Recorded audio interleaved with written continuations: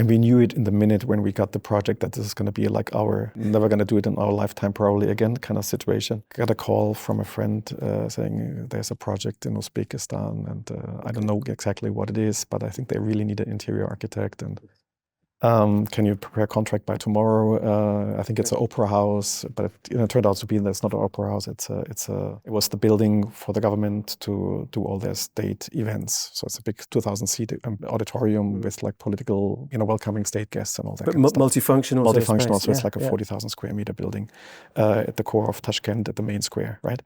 And we won a pitch within a week, and we learned that the project had to be finished. That was like. We flew there and the building is really massive, and it was like, let's say 50% done in the steel construction. Yeah. So it was a new build. It's a new build designed by colleagues from Tashkent. So the architecture was designed locally, but it was in construction, let's say, like half built, let's say, the steel construction. And that was like beginning of March. And then we learned that we had to finish the whole building by end of August the same year. So 4 months or something. Yeah, 5.5 months. Yeah. And I loved it. I mean, it's again, you throw yourself into a situation, I think we've been, as a studio, we've been like 22 people or something. I think the largest project we did so far was like a 400 square meter room or something. And so now we ended up in a 40,000 square meter project. And again, it's the magic moment of having a client in front of you. He looks at your proposal. He doesn't say a word for like 20 minutes. He looks up, looks you in the eye, and it's like, turnkey? And I say, of course. And you shake hands, and that's it. That was the contract, right? And then we went for it, and we ended up managing a site with 5,000 people. We brought in 1,600 workers from Germany alone. And it was like a massive situation, beautiful project, and not only was it done in time, it's of superb quality. We invented a lot of things in there. I think every company who was involved, and of course there's a lot of pain there involved as well. It's like whatever. But everybody I know who was part of this thing, I think it was an adventure. And you learned something. But and presumably, this is national identity. This isn't company identity. This is the identity. Of a people.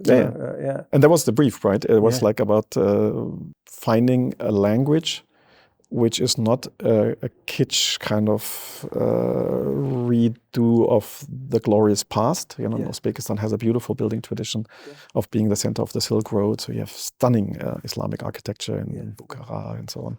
And not being Soviet because,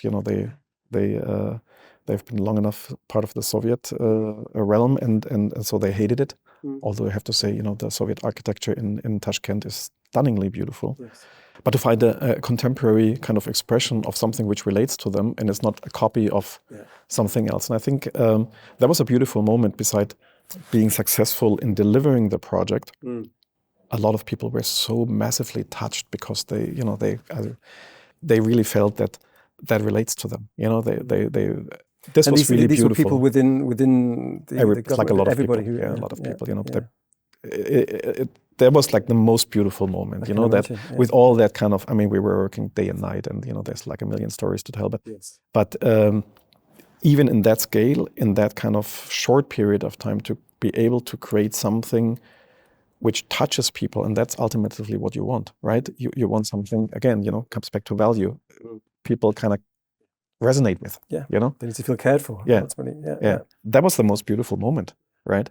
And beside the adventure and beside all the stories and all the and presumably just the scale of being able to be involved in something which is really and that of course opened the door for many other things for us, because it at least made us ultimately get rid of being scared of something, because that you can't like just It's beyond fear, almost. It's like, okay, whatever you say, yes, we can deliver. Fantastic. If you are good, then, if you're really ready to do it, we know what it takes to do a fast track project.